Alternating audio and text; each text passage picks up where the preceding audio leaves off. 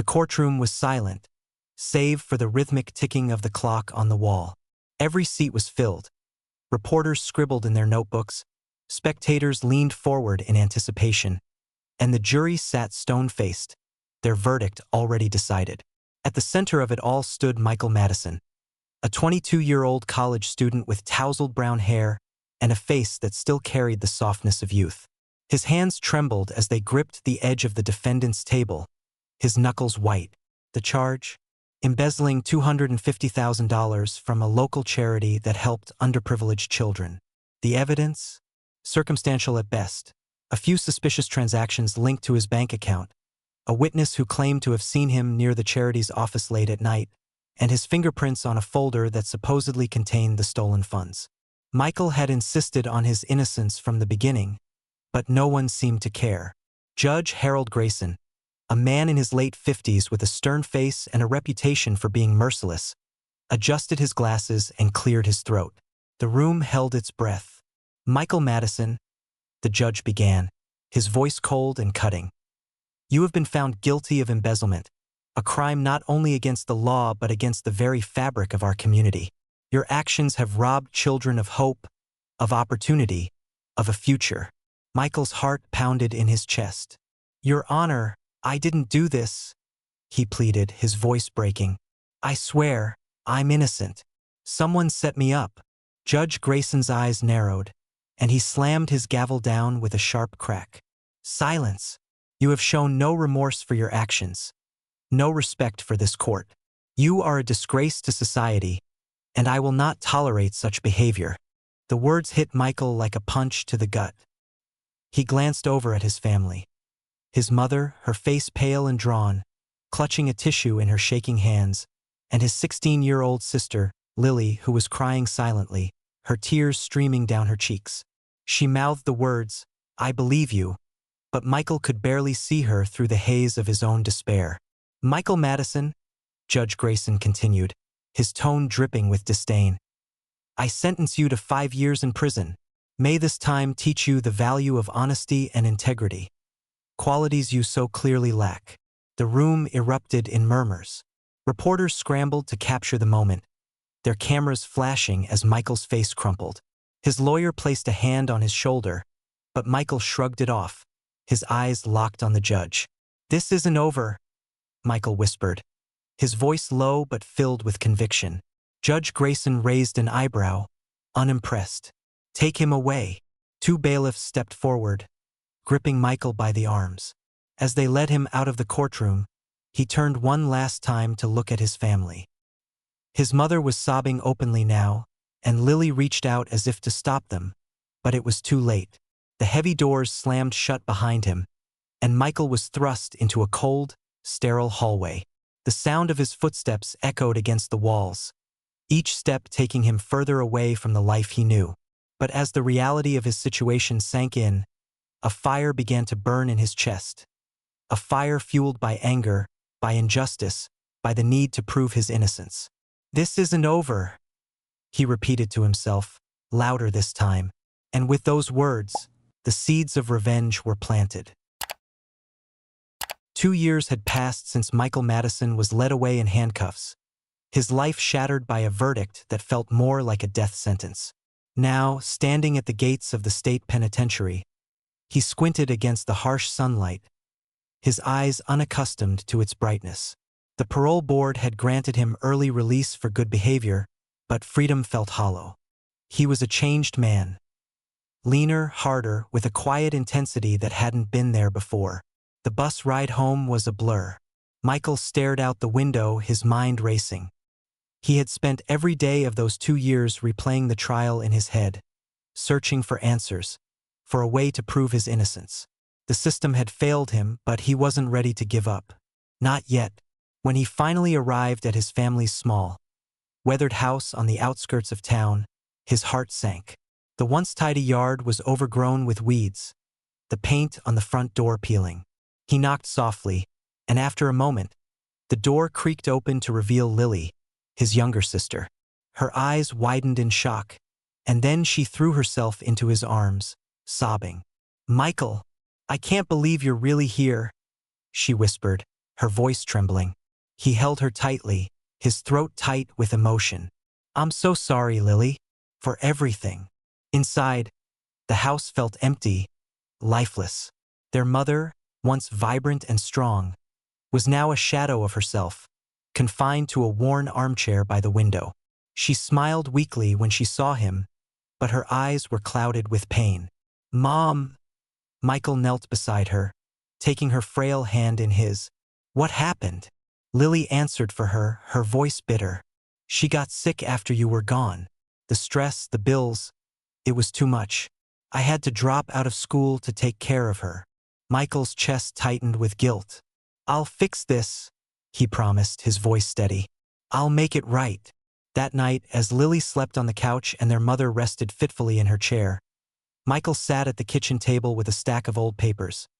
Bank statements, court documents, anything he could find related to the charity and his case. He worked tirelessly, his determination fueled by anger and desperation. Then, in the early hours of the morning, he found it. Tucked inside a folder of financial records was a hidden ledger, its pages filled with cryptic notes and transactions. At first glance, it made no sense, but as Michael studied it, a pattern emerged. The money hadn't disappeared, it had been funneled into offshore accounts, all linked to a single name: Brady Langston. Brady Langston. The name sent a chill down Michael's spine. Brady was a powerful local businessman, a philanthropist who had donated generously to the charity. He was also Judge Grayson's brother-in-law. Michael's hands shook as he pieced it together. Brady had embezzled the money, but when the charity's board started asking questions, he needed a scapegoat. And Judge Grayson, with his influence and authority, had made sure the blame fell on Michael. The realization hit him like a thunderclap. This wasn't just about Brady's greed, it was about protecting the Grayson family's reputation. Michael had been collateral damage, a pawn in their game. He leaned back in his chair, his mind racing. If he went public with this, no one would believe him. He was a convicted felon, and Brady was a respected businessman. He needed more evidence, something undeniable. But where to start? The answer came to him in a flash: Brady's company. If Michael could get inside, if he could gain access to their records, he might find the proof he needed. It was a long shot, but it was all he had. In the morning, Michael told Lily and their mother he was going to clear his name. Lily begged him to be careful, her eyes filled with fear. "I will," he promised, "but I can't let them win. Not after everything they've done to us." As he walked out the door, the weight of his mission settled on his shoulders. He didn't know how far he'd have to go or what he'd have to do, but one thing was certain: he wouldn't stop until the truth came out. And if that meant taking down Brady Langston and Judge Grayson, so be it. Michael Madison stood outside the sleek glass building that housed Langston Enterprises, his heart pounding in his chest. The company's logo, a stylized L, encircled by a globe, loomed above the entrance, a symbol of power and influence. He adjusted the tie of his ill-fitting suit, a cheap thrift store find, and took a deep breath. This was it, his chance to get inside. The job listing had been a stroke of luck, a low-level position in the mailroom, barely enough to pay the bills but perfect for staying under the radar. Michael had spent hours crafting a fake resume, using the alias Michael Cole to avoid raising suspicion. He didn't know how long he could keep up the charade, but he didn't have a choice. The interview was brief and uneventful. The hiring manager, a middle-aged woman with a bored expression, barely glanced at his resume before offering him the job. "You start Monday," she said, handing him a stack of paperwork. Michael nodded, forcing a smile. "Thank you. I won't let you down." As the days turned into weeks, Michael settled into his new routine. He arrived early, sorted mail with meticulous care, and kept his head down. He was a ghost, invisible to the executives who strode through the halls with an air of self-importance. But while his body was in the mailroom, his mind was elsewhere, constantly searching for opportunities to dig deeper. Then, one afternoon, everything changed.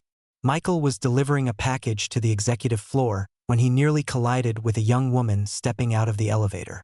She was tall and elegant, with dark hair that fell in soft waves around her shoulders. Her eyes, a striking shade of green, widened in surprise as she steadied herself. "I'm so sorry," Michael said quickly, bending to pick up the papers she had dropped. "No, it's my fault," she replied, her voice warm and genuine. "I wasn't looking where I was going." As he handed her the papers, their fingers brushed, and Michael felt a flicker of hope. "I'm Nicole," she said, extending her hand.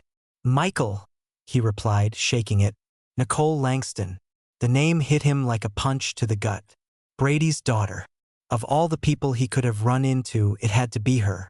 But Nicole didn't seem to notice his hesitation. "You're new here, aren't you?" she asked, her smile friendly. "Yeah, just started a few weeks ago," Michael said, forcing himself to stay calm. "Well, welcome to the team," she said. "If you ever need anything, don't hesitate to ask." As she walked away, Michael's mind raced. This was an opportunity he hadn't anticipated. Getting close to Nicole could give him access to information he'd never find on his own. But it also meant deceiving someone who seemed kind and genuine. Someone who had no idea about the darkness lurking within her own family. Over the next few weeks, Michael and Nicole crossed paths more often. She stopped by the mailroom to chat, asking about his life and sharing stories of her own. He learned that she was passionate about social justice, volunteering at shelters and advocating for underprivileged communities. She was nothing like her father, and that made the deception even harder. One evening, as they shared a coffee in the break room, Nicole looked at him with a curious expression. "You're different from the others," she said. "How so?" Michael asked, his heart skipping a beat. "You actually listen," she said with a smile. "Most people here just want to talk about themselves."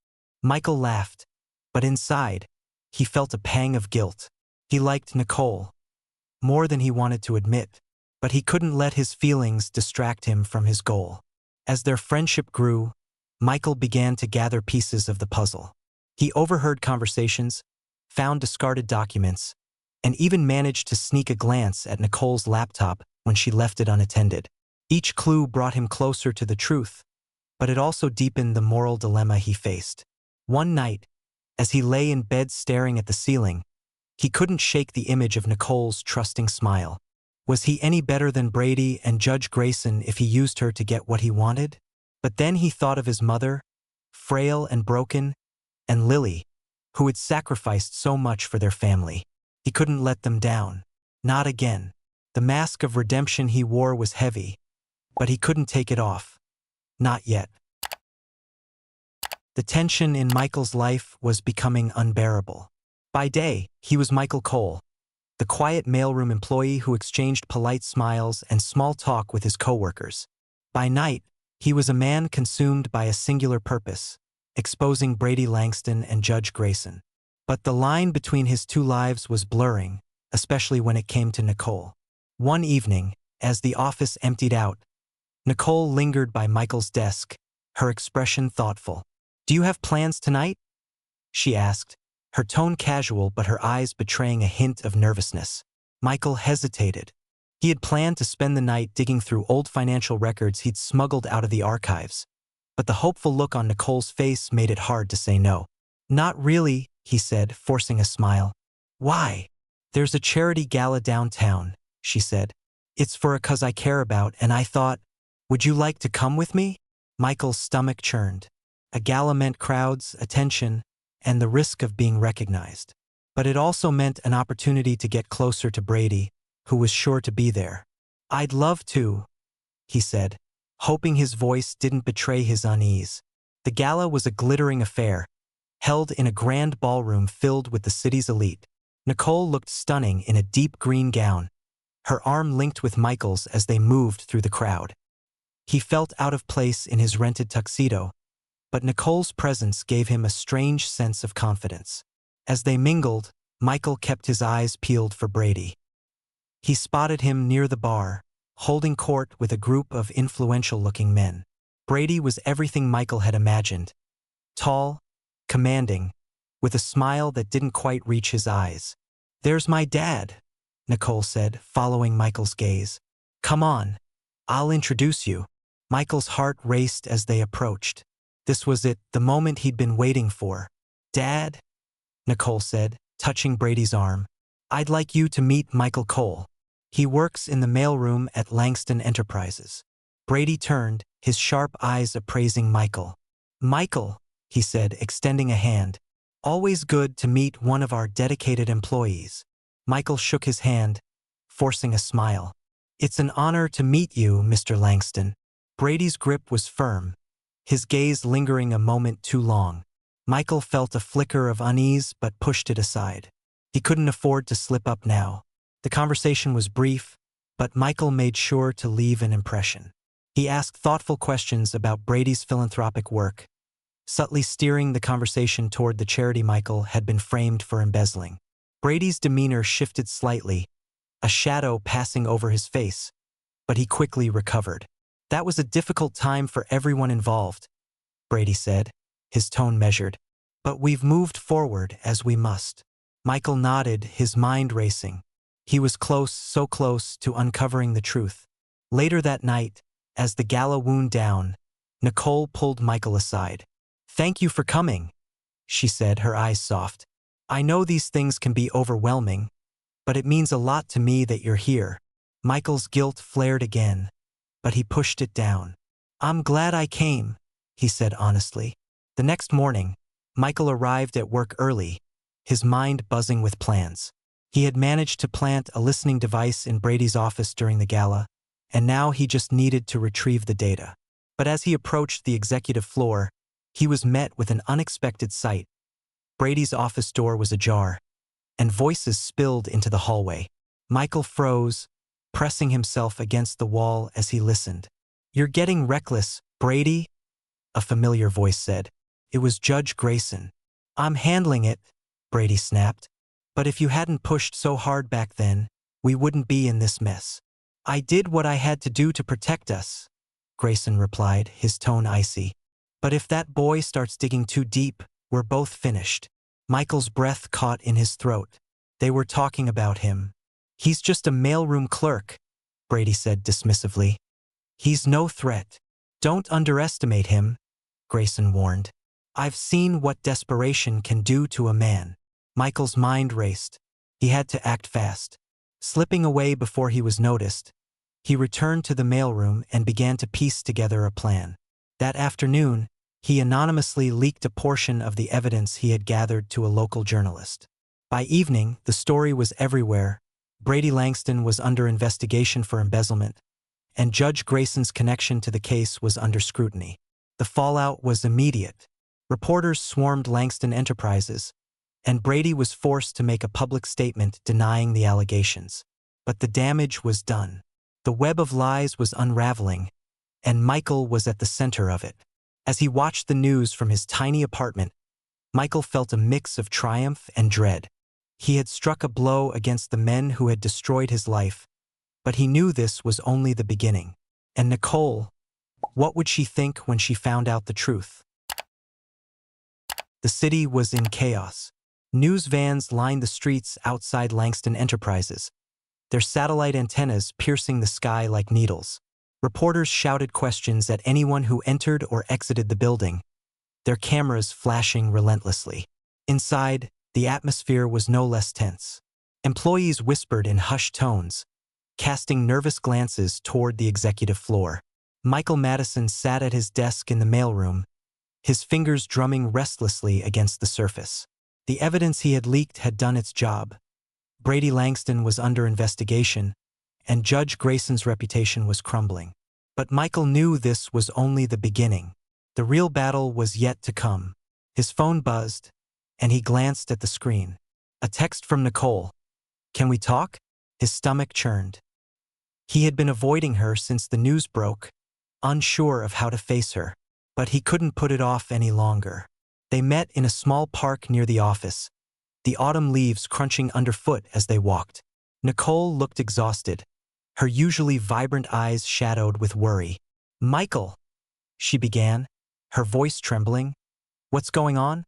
"My dad's being investigated, and Judge Grayson's name is all over the news. Do you know anything about this?" Michael took a deep breath, his heart pounding. This was the moment he had been dreading.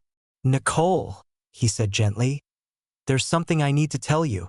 He started from the beginning, the false charges, the hidden ledger, the discovery of Brady's embezzlement and Judge Grayson's involvement. As he spoke, Nicole's face went pale, her hands clutching the edges of her coat. "I didn't want to hurt you," Michael said, his voice breaking, "but I couldn't let them get away with what they did. Not after what they took from me." Nicole stared at him, her eyes filled with a mixture of shock and betrayal. "So, everything between us, was it all just part of your plan?" "No," Michael said quickly. "Nicole, I care about you, more than I ever thought I could. But I couldn't tell you the truth. Not until now." Tears spilled down her cheeks, and she turned away. "I need time to process this," she whispered. Michael watched her go, his chest aching with regret. But there was no time to dwell on it. He had one final move to make. That evening, Michael slipped into the courthouse, his heart racing as he made his way to Judge Grayson's private chambers. The building was eerily quiet, the halls empty save for the occasional security guard. Michael had spent weeks studying the layout, memorizing every camera and exit. He found Grayson sitting at his desk, his face drawn and haggard. The judge looked up as Michael entered, his eyes narrowing in recognition. "You," Grayson said, his voice low and dangerous. "I should have known." Michael stepped forward, his expression calm but determined. "It's over, Grayson. The truth is out. You can't hide anymore." Grayson laughed bitterly. "You think this changes anything? I have power, connections. You're just a convicted felon with a grudge." "Okay," Michael said, "but I have something you don't. Proof." He placed a folder on the desk, its contents spilling out. Photos, documents, and a flash drive containing audio recordings of Grayson's conversations with Brady. The judge's face went pale as he flipped through the evidence. "You're finished," Michael said. "Confess, resign, and perhaps you'll avoid spending the rest of your life in prison." Grayson's hands trembled as he set the folder down. For a moment, he looked defeated, his shoulders slumping under the weight of his crimes. But then his expression hardened, and he reached into his desk drawer. Michael's instincts screamed at him to move, but he was too late. Grayson pulled out a gun, his eyes blazing with fury. "You think you've won?" Grayson snarled. "You're nothing but a pawn in a game you don't understand." Before Michael could react, the door burst open, and Brady Langston stormed in, his face twisted with rage. He was holding a gun of his own, his eyes darting between Michael and Grayson. "You," Brady spat, pointing the gun at Grayson. "You've ruined everything." Grayson stood, his own gun trained on Brady. "This is your fault," he shot back. "If you hadn't been so greedy, none of this would have happened." Michael backed away, his mind racing. He was trapped between two desperate men, each willing to kill to protect their secrets.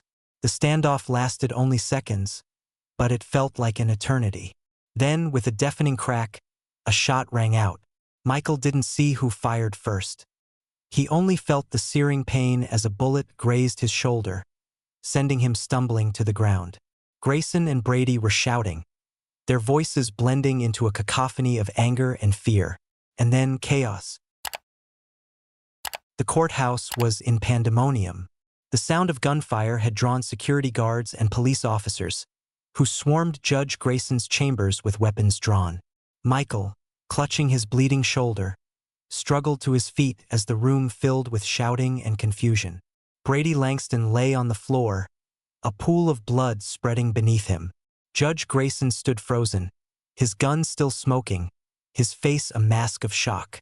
"Drop your weapon," an officer shouted, his voice cutting through the chaos. Grayson hesitated, his eyes darting around the room. For a moment, it seemed like he might resist, but then his shoulders slumped, and he let the gun clatter to the floor.